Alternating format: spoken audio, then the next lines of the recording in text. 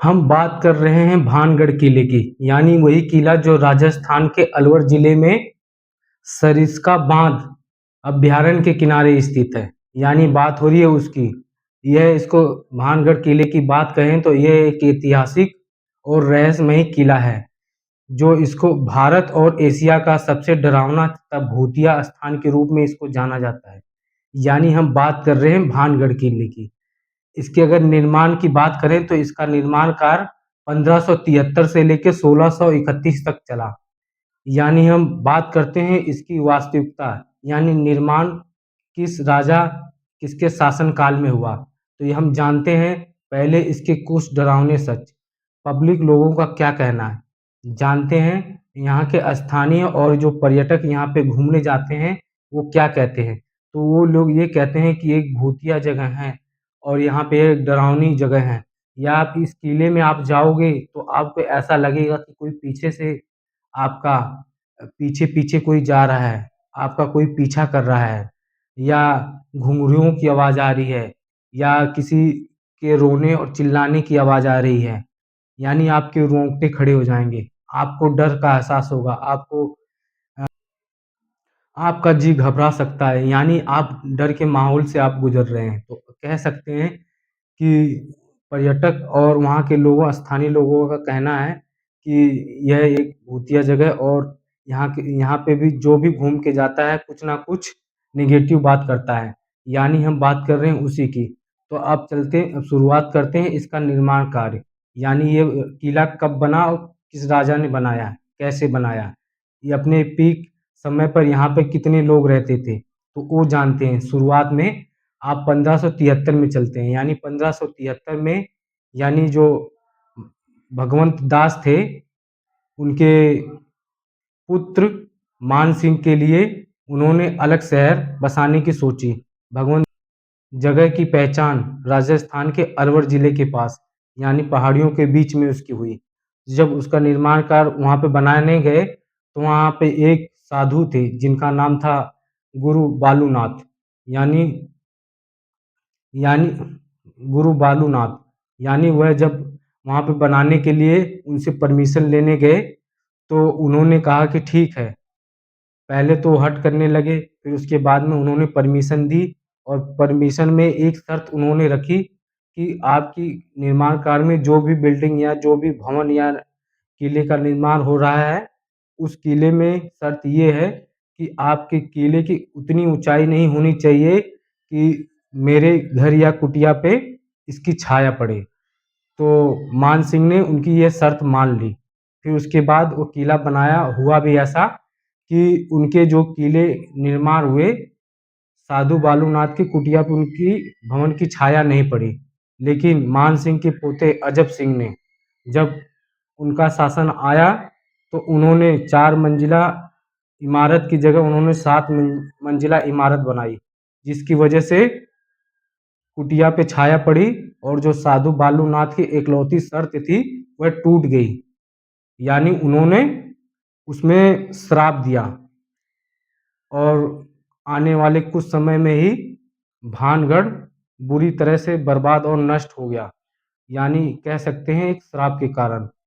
और दूसरी बात करें तो दूसरी कहानी की बात करें तो दूसरी कहानी में भानगढ़ राजा छतर सिंह की बेटी, यानी रत्नावती, बहुत ही सुंदर, बहुत ही सुशील थी, जो जिसकी चर्चा आसपास के राज्यों में फैली हुई थी। और उसी राज्य में, भानगढ़ राज्य में ही एक तांत्रिक सिंधिया था। सिंधिया जो काली विद्या यानी काले जादू में निपुण था। वह रत्नावती को चाहता था, यानी वह प्रेम जाल में उसकी पड़ा हुआ था। और यह कहा जाता है कि तांत्रिक सिंधिया रत्नावती को इस कदर चाहता था कि वह उससे विवाह यानी उससे शादी करने का इच्छुक था। लेकिन वह जानता था कि वह एक तांत्रिक है, रत्नावती उसको कभी स्वीकार नहीं करेगी। तो उसने तंत्र विद्या में वह और निपुण होता चला गया। और उसके बाद में जब रत्नावती बाजार में कुछ सहेलियों के साथ अपने गई, तो वहाँ पे मौका पाकर सिंधिया भी, तांत्रिक सिंधिया भी गया। और जब रत्नावती इत्र यानी सेंट की शीशी वहाँ पे ले रही थी, तो उसी में सिंधिया जो तांत्रिक था उसमें काला जादू कर दिया, यानी काला जादू उसको, यानी अपनी काली विद्या का काला जादू उसमें कर दिया, उसमें वशीभूत करने की सारी अपनी काली विद्या डाल दी। यानी डालने के बाद जब वो रत्नावती ने उस इत्र को लिया, तो उसके बाद रत्नावती को इस चीज को वह समझ आ गई, वह सिंधिया की चाल समझ गई और इत्र की शीशी को एक पत्थर पर फेंक दी। फेंकने के बाद जो तांत्रिक सिंधिया का काला जादू उसमें एब्जॉर्ब हुआ था, वह पूरी तरह से पत्थर में समावेशित हो गया, यानी पत्थर उसके वशीकरण में हो गया। पत्थर तांत्रिक सिंधिया के प्यार में वशीभूत हो गया, यानी पत्थर लुढ़कता हुआ सिंधिया की तरफ गया और उसको कुचल के मर गया। यानी मरते मरते सिंधिया ने एक श्राप दिया कि यहाँ पे भानगढ़ किले में रहने वाले सभी लोग और रानी रत्नावती और यहाँ पे किसी को मोक्ष प्राप्त नहीं हुआ। ऐसा कहा जाता है कि यहाँ पे जो रोने और चीखने की आवाज़ें आती हैं, इन्हीं श्राप के कारण।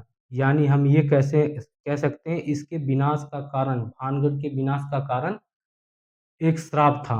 यानी या हम बालूनाथ की, साधु बालूनाथ की बात करें या तांत्रिक सिंधिया की बात करें, सभी लोग कहते हैं किसी न किसी रूप से ये श्राप के कारण हुआ। यहाँ पे भानगढ़ किले को तहस-नहस या इसकी बर्बादी के कारण का पीछे एक श्राप था। हम बात करते हैं अब कुछ स्थानीय और कुछ पर्यटक जो वहाँ पे लोग गए, उनको क्या कैसा लगा, उनके बारे में बात करते हैं। उसके बारे में अगर हम बात करते हैं, तो लोग कहते हैं कि जब हम वहाँ पे घूमने भानगढ़ किले जाते हैं, तो भानगढ़ किले के मुख्य द्वार पे ही लिखा गया है कि मवेशियों को प्रवेश कराना और केवड़े के वृक्ष को नुकसान पहुँचाना भारतीय पुरातत्व विभाग द्वारा इसकी मनाही है, यानी इसके उल्लंघन करने पे कानूनी कार्रवाई हो सकती है। अब जब हम भानगढ़ किले के अंदर प्रवेश करते हैं, तो उसमें ये देखते हैं, जब हम किले में घूमते हैं, जाते हैं, तो जैसे ऐसे लगता है कि कोई आहट हमारे पीछे-पीछे कोई जा रहा है, कोई हमारी बातों को सुन रहा है और वहाँ से जब गुज़रते हैं तो रोंगटे खड़े हो जाते हैं और ऐसे डरावना फ़ील होता है कि लोग डरते हैं। यानी कुछ किसी को किसी की पायल की, किसी की अ, आवा ऐसी कोई आवाज़ आती है, यानी किसी की रोने की, चीखने की, कभी ऐसे हवा ऐसी निकलती कि जैसे लगता है कोई पीछे से निकल गया हो। ऐसा लगता है कि उनको उस डरावने माहौल में अभी भी वहाँ पे आत्मा, मतलब जैसे लग रहा है चल रही हो, पीछा कर रही हो। लेकिन दिन होने के कारण वो कोई भी ऐसी अनहोनी नहीं हो पाती है। लेकिन जब रात की बात आती है, तो रात में यह स्पष्ट रूप से लिखा गया है कि पुरातत्व विभाग के मेन गेट फ्रंट पे ही लिखा गया है कि सूर्यास्त के पहले और सूर्यास्त के बाद भानगढ़ किले में प्रवेश करना वर्जित है, यानी मनाही है। इस बात को स्पष्ट रूप से कहा गया है, ये किसी न किसी रूप से जान-माल की खतरा, डरावनी जगह होने के नाते ऐसा लिखा गया है। लोगों का कहना है, स्थानीय लोगों का कहना है, यानी ये है। और ये कहानी के माध्यम से हम आपको बताएँ, कुछ वर्ष पहले करण अर्जुन फ़िल्म आई थी। करण अर्जुन में फ़िल्म की शूटिंग भानगढ़ किले में ही हुई थी लगभग। आधा से ज़्यादा शूटिंग भानगढ़ किले में हुई थी। इसी फ़िल्म में ममता कुलकर्णी अभिनेत्री थीं। उन्होंने अभिनेत्री के दौरान एक ऐसे गाने पे डांस उनको करना था, तो वो डांस करते-करते ऐसी हो जाती हैं जैसे लगता है किसी के वशीभूत में होकर वह डांस कर रही हों, लगता हैगा। फिर उसके बाद जो जो वहाँ के डायरेक्टर होते हैं, उनसे बात होती है, तो उनको ये समझाया जाता है कि आप ये चीज़ पहले से जानती थीं, ऐसा हो सकता है कि आपके दिमाग में ये रहा होगा, इसलिए ऐसा आप कर रही हों। तो यानी एक तो बॉलीवुड भी इससे बच नहीं पाया और दूसरी 2014 में एक मूवी आई थी, ट्रिप टू भानगढ़। इस ट्रिप टू भानगढ़ की शूटिंग करने के लिए पहले ही दिन भानगढ़ जब जा रहे थे, तो रास्ते में इनकी गाड़ी का ब्रेक फ़ेल हो गया और जब ब्रेक फ़ेल हो गया, काफ़ी प्रयास के बाद ब्रेक सही नहीं हुआ, फिर कुछ समय बाद ऑटोमैटिक ब्रेक इनका सही हो गया। तो इनके दिमाग में असमंजस की स्थिति बन गई, भय का माहौल बन गया, यानी अब ये सोचने लग गए कि ये कैसे हो गया? फिर बाद में ऑटोमैटिक जब चालू हुआ, तो ये बात तरह-तरह की वो उनके दिमाग में ये बातें चलने लग गई। फिर उसके बाद ये च पता उनको पता वो किए कि ये जहाँ पे ये शूटिंग होनी है, भानगढ़ में, ये लोग और वहाँ के कई लोग कहते हैं ये भूतिया जगह है, ऐसा हो सकता है। तो उनके दिमाग में ये चल रहा था। यानी हम बात कर रहे हैं हम कुछ तथ्यों की अब। भानगढ़ किले के गेट पे ही 10-12 गार्ड हमेशा रात में बैठे ही रहते हैं, लेकिन कोई अंदर नहीं जाता। कारण क्यों? कोई नहीं बता पा रहा है। यानी उनके अंदर भी कुछ डर का माहौल है, यानी डर की वजह से वो उसमें नहीं जाते हैं। यानी गेट पे ही बैठे रहे, अंदर कुछ भी हो। यानी ये कह सकते हैं गार्ड भी इस चीज़ से बचे नहीं हैं। और जो स्थानीय लोग हैं, वह कहते हैं रात में घुंघरू की आवाज़, पायल की आवाज़ और चीखने-चिल्लाने की आवाज़, ऐसी आवाज़ें आती हैं कि रोंगटे खड़े कर देते हैं। लोग डरते हैं, यानी भय लगता है। अब हम बात करते हैं साइंस की, यानी साइंस। भानगढ़ में अगर हम साइंस घुसाते हैं या साइंस के विषय में चर्चा करते हैं, इसको साइंस की मदद से समझते हैं तो आपको समझ में आएगा बिल्कुल तरीके से कि वहाँ पे भूत है या वहाँ डर है, माहौल है, अजीब घबराहट होती है, क्यों होती है? लोगों के रोंगटे खड़े हो जाते हैं, क्यों होते हैं? क्यों डरते हैं? पायलों की आवाज़ कहाँ से आती है? लोग चीखते-चिल्लाते कैसे हैं? इस चीज़ को हम समझते हैं। तो इस चीज़ को हम समझते हैं, तो चलिए हम शुरू करते हैं। साइंस की भाषा में 3 या 4 शब्द हैं, जिसकी मदद से आप पूरी सच्चाई समझ जाएँगे। यानी पहली बात करते हैं हम तो इंफ्रासाउंड होता है एक। इंफ्रासाउंड वो होता है, आपने 9वीं 10वीं में किताब में पढ़ा होगा कि या आप कॉम्पिटिशन के दौरान ये चीज़ पढ़े होंगे कि जो 10वीं 11वीं या साइंस के किताब में या कॉम्पिटिटिव एग्ज़ाम में कभी न कभी आपने पढ़ा होगा, एक होती है श्रव्य ध्वनि और अश्रव और पराश्रव। यानी ये जो जिसकी हम बात कर रहे हैं, इनकी जो आवृत्ति होती है सुनने की, जैसे एक होती है 20,000 हर्ट्ज़, यानी 20 हर्ट्ज़ होती है। यानी उसको बोलते हैं अश्रव, जिसको हमारे कान नहीं सुन सकते। वो 20 हर्ट्ज़ से नीचे होती है अश्रव। और जो होती है श्रव, यानी उसकी आवृत्ति मतलब ध्वनि की आवृत्ति होती है 20 हर्ट्ज़ से लेके 20,000 हर्ट्ज़ तक। यानी हमारी जो ध्वनि या जो आवाज़ें होती हैं, उसको हमारे कान सुन सकते हैं, यानी महसूस यानी सुन सकते हैं। और जो 20,000 हर्ट्ज़ से ऊपर की ध्वनि होती है, उसको हमारे कान नहीं सुन सकते। यानी हम बात कर रहे हैं इंफ्रासाउंड, यानी अस अश्रव, यानी जो 20 हर्ट्ज़ से नीचे की होती है, यानी जिसको हमारे कान नहीं सुन सकते, उसको अश्रव ध्वनि कहते हैं। यानी वही ध्वनि जिसको हमारे कान नहीं सुन सकते, लेकिन हमारी जो स्किन होती है, उसको महसूस करती है। यानी कभी न कभी जब वो हमारे कान नहीं सुन पाते, तो उस ध्वनि को हमारी स्किन सुनती है। उसी सुने गए जो ध्वनियाँ होती हैं, उन्हीं से हमारे रोंगटे खड़े होते हैं। रोंगटे खड़े होते हैं, जैसे लग रहा है गर्दन के रोंगटे खड़े हो जाएँगे, कभी स्किन के रोंगटे खड़े हो जाएँगे। तो ये जो 20 हर्ट्ज़ से नीचे की ध्वनि होती है, तो आपने समझा होगा। और जो 20,000 हर्ट्ज़ से ऊपर की ध्वनि होती है, वो भी हमारे कान नहीं सूँघते। उसको जैसे कुत्ता, बिल्ली यानी जानवर उन ध्वनियों को सुन पाते हैं। ऐसा ही वाक़या जब आया था सुनामी जब आई थी, तो उस समय कुत्ते-बिल्ली उस स्थान को छोड़ के दूसरे स्थान पर चले गए थे। वो 20,000 हर्ट्ज़ से ऊपर की ध्वनि थी। यानी ये कह सकते हैं कि जो 20 हर्ट्ज़ से नीचे की ध्वनि हमारे कान नहीं सूँघते, हमारी स्किन उस चीज़ को महसूस करती है। जिससे हमारे रोंगटे खड़े होते हैं। तो आप समझ गए होंगे, एक तो हो गया इंफ्रासाउंड, इसी को इंफ्रासाउंड कहते हैं। और दूसरी बात करें हम तो इलेक्ट्रोमैग्नेटिक फ़ील्ड होती है, विद्युत चुम्बकीय क्षेत्र। यानी विद्युत चुम्बकीय क्षेत्र में कोई भी जैसे जाता है, तो आपको बेचैनी होगी, घबराहट होगी, आपको अजीब-सा फ़ील होगा, सिर घूमेगा, मतलब आपको अजीब-सा फ़ील होगा। एक तो ये चीज़ हो गई और दूसरी हो गया सजेसिबिलिटी, यानी कोई सुझाव देता है आपको कि आप उस जगह जाओगे तो भूत है, वहाँ पे अजीब-सा घर है, वहाँ पे भूतिया बंगला है, वहाँ पे कोई मर गया है।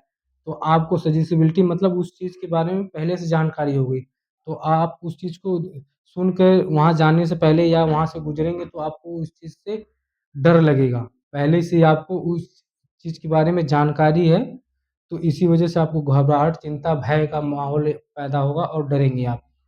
और चौथा ये हो गया, चौथे की पैराडोलिया यानी साइकोलॉजी में एक शब्द होता है पैराडोलिया यानी आपका जो मस्तिष्क है, किसी भी भय वाली चीज़ हो गया या छाया पड़ती हो गया या पेड़-पौधे हो गया, उसमें आपको हमेशा मनुष्य या जानवर की छायाचित्र उसमें ढूँढने की कोशिश करता है। जो स्थिति अस्पष्ट रहती है, उसमें किसी न किसी माध्यम से आपका दिमाग मनुष्य या जानवर की आकृति उसमें ढूँढने की कोशिश करता हैगा। तो यानी ये जो 4 चीज़ है, इंफ्रासाउंड हो गया, इलेक्ट्रोमैग्नेटिक फ़ील्ड हो गई और पैराडोलिया हो गया और ये जो सजेसिबिलिटी होगी वो पैराडोलिया है, यानी 4 चीज़ों के इर्द-गिर्द भूत का ही निर्माण होता है, यानी भय ही भूत है। यानी कह सकते हैं इसी का उदाहरण के माध्यम से हम समझते हैं 2008 में स्मिथ लंदन में एक यूनिवर्सिटी है उसका नाम हैगा लंदन में एक यूनिवर्सिटी उसका नाम हैगा गोल्ड स्मिथ यानी यहाँ पर कुछ लोगों ने इस पे भूतिया चीज़ पे रिसर्च करने के लिए एक सिंपल सा कमरा लिया। उसके चारों ओर बिल्कुल व्हाइट चीज़ से चिपका गया, बिल्कुल सिंपल कमरा बनाया गया। सिंपल कमरा बनाने के बाद उसमें इलेक्ट्रोमैग्नेटिक के उपकरण और इंफ्रासाउंड लगाए गए और सजेसिबिलिटी उनको दी गई कि आप यहाँ पे बैठिए, महसूस करिए, आपको कैसा फ़ील होता हैगा। तो से 79 लोग थे, जिनमें से 20% लोगों ने ये कहा कि भाई हमें तो अजीब-सा फ़ील हुआ यहाँ पे जैसे लग रहा है कि हमारे पीछे कोई था। ऐसा महसूस हुआ कोई पीछे से गया। हमको बेचैनी, घबराहट, भय ऐसा लगा और 8% लोगों का कुछ अलग ही कहना था कि हमें तो और भी इससे ज़्यादा भी भय भय लगा कि यहाँ पे कोई कुछ पहले से ही यहाँ पे हैगा। लेकिन बाद में जब पता चला कि यहाँ पे कोई कुछ नहीं है, ये उपकरण लगाए गए इलेक्ट्रोमैग्नेटिक फ़ील्ड के उपकरण लगाए गए थे और इंफ्रासाउंड यहाँ पर के उपकरण लगाए गए थे और सजेसिबिलिटी आपको सुझाव दिया गया था कि आप यहाँ महसूस करें कि आपको कैसा लगता है। यानी दिमाग आपका उसी के इर्द-गिर्द घूमने लग गया, ये महसूस करने लग गया है। यानी कह सकते हैं कि जो भय है, भय ही भूत है। तो आप जिस चीज़ से डरेंगे उसमें किसी न किसी रूप से आपका दिमाग उसमें कुछ न कुछ ढूँढने की कोशिश करेगा। तो इसीलिए आपको डर लगता है और ये भूत है। अब आते हैं अब आते हैं भानगढ़ किले पे। भानगढ़ किले में जो लोग बोलते हैं, क्या बोलते हैं, वो आवाज़ें फिर कहाँ से आती हैं? लोग क्यों कहते हैं कि चीखने चिल्लाने की रात को आवाज़ आती है, पायल की आवाज़ आती है, घुंघरू की आवाज़ आती है, कहाँ से आती है? तो हम ये इस चीज़ का भी खंडन करेंगे, इस चीज़ को भी विस्तार से बताएँगे। वह बता सकते हैं कि जो आवाज़ें आती हैं चीखने और चिल्लाने की, क्योंकि ये जो अलवर ज़िले में भानगढ़ किला है, भानगढ़ किला पहाड़ी क्षेत्र में बसा हैगा, यानी बीचों-बीच पहाड़ के बीचों-बीच बसा हुआ है और जो सरिस्का अभयारण्य हैगा, वो बाघ अभयारण्य है, उसी के पास में बसा है। तो वहाँ पे वैसे जानवर रहते हैं, जैसे बाघ हो गया, उसके बाद सियार हो गया, जंगली जानवर हो गए, उनके रोने और चीखने की जो चिल्लाहटें हैं, कहीं न कहीं उसका जो मेल है मनुष्य की आवाज़ों से मेल खाता हैगा। अगर ये आपको यकीन ना हो तो नेट पे सर्च मारकर जो सियार होते हैं उनकी आवाज़ों को सुनिए, कुत्तों की आवाज़ों को सुनिए और रात में जो उल्लू बोलते हैं उनकी आवाज़ों को सुनिए, तो आपको अजीब-सा फ़ील होगा। जैसे लगेगा यहाँ पे कोई है, भूत है, आपको भय का माहौल पैदा होगा। यानी हम ये कह सकते हैं कि ये सब बकवास है, झूठ है और वहाँ के लोग स्थानीय लोगों की अगर बात करें तो स्थानीय लोगों की जो एक महिला ने उनसे पूछा गया तो एक महिला ने भी यही चीज़ बताया, यहाँ पे ऐसा कुछ नहीं है, भूत-प्रेत कुछ भी नहीं है। यहाँ पर जो जंगली जानवरों का खतरा है, यहाँ पे किसी चीज़ के भूत-प्रेत का खतरा नहीं है, जंगली जानवरों का। तो बात निकल के आई कि जो पुरातत्व विभाग मेन गेट पे वो क्यों लिखा हैगा कि सूर्यास्त के पहले, सूर्यास्त के बाद यहाँ पे आना मना है। तो ये इसलिए लिखा गया हैगा क्योंकि जंगली जानवरों को खतरे होने के कारण रात में जंगली जानवर हमला कर देंगे, जिससे जान-माल की क्षति क्षति होगी, नुकसान होगा, लोग मारे जाएँगे, उनके बचाव के लिए ऐसा लिखा गया हैगा। और जो वहाँ पे लोगों का कहना था कि जब भानगढ़ किले में हम प्रवेश करते हैं, तो अलग से इत्र या सेंट की खुशबू आती है, तो वो कहाँ से आती है? तो उससे जो वृक्ष होते हैं, उसमें से सुगंधित यानी सुगंध का निर्माण होता है, वहाँ से वो सुगंध निकलती है, यानी इत्र की खुशबू आती है, वो खुशबू उसी के कटे हुए वृक्ष से ही आती है। यानी ये कह सकते हैं कि जो खुशबू आती है, जो आपको एहसास होता है कि कोई इत्र लगा के घूम रहा है, तो यानी कह सकते हैं वो खुशबू कटेवरे के वृक्ष से आती है। इसीलिए ही जो भारतीय पुरातत्व विभाग है, उन्होंने ये स्पष्ट लिखाया गया है कि ये जो संपत्ति है कटेवरे की वृक्ष, ये पुरातत्व विभाग की है, इसको हानि या नुकसान पहुँचाना कानूनन अपराध है, इसलिए ये लिखा गया हैगा। तो हम बता सकते हैं कि ऐसा वहाँ पे कुछ नहीं है। आप लोगों ने ये चीज़ को अब भली-भाँति से समझ लिया होगा कि ऐसा क्यों होता हैगा। हमारा दिमाग हमारा दिमाग जो होता हैगा अपने शरीर के बचाव में नए-नए उपाय, नए-नए तरीके सोचता रहता हैगा। यानी ये कह सकते हैं कि जो हमारा मस्तिष्क है, शरीर के बचाव के लिए ही ये सब चीज़ें ढूँढता है। यानी वो स्पष्ट रूप से किसी छाया में किसी मनुष्य का दिमाग या जानवर जानवर की तस्वीर खोजने की कोशिश करता है, यानी अपने शरीर को बचाने के लिए।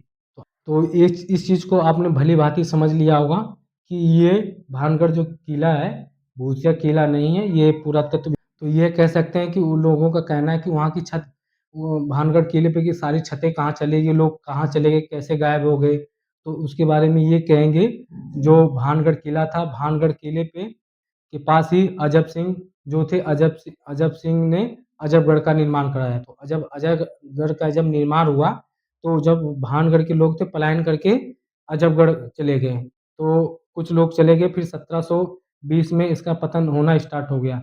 1720 के आस-पास में राजा सवाई जय सिंह ने भानगढ़ और अजबगढ़ पे आक्रमण कर दिया। उसको अपने कब्ज़े में ले लिया।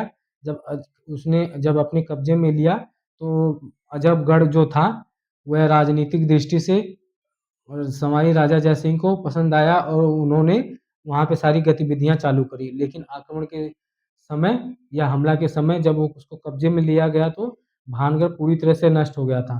फिर उसके बाद आया 1783 का सन 1783 में हो गया एल नीनो आया, जो समुद्री धारा एल नीनो होती है, जो उ जो एशिया में उसका बहुत ही बुरा प्रभाव पड़ा है। यानी बुरा प्रभाव और भी देशों में पड़ा, लेकिन हम भारत की बात कर रहे हैं, तो पंजाब का जो दोआब क्षेत्र है, जो नदियों के लिए जाना जाता है, वहाँ पर 2 तिहाई जो आबादी है, यानी पंजाब की जो 2 तिहाई आबादी थी, वह इस एल नीनो यानी गर्मी के कारण पूरी समाप्त हो गई, नष्ट हो गई।